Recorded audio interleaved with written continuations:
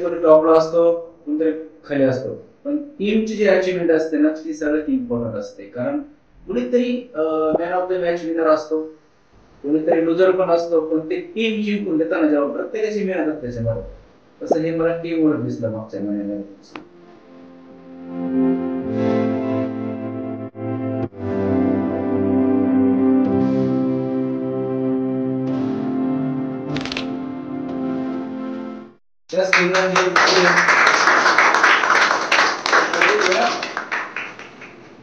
त्यांनी जे डेडिकेशन मुळे आज त्या एकदम थर्ड नंबरवरती आलेले आहेत असे जागृती मॅडम.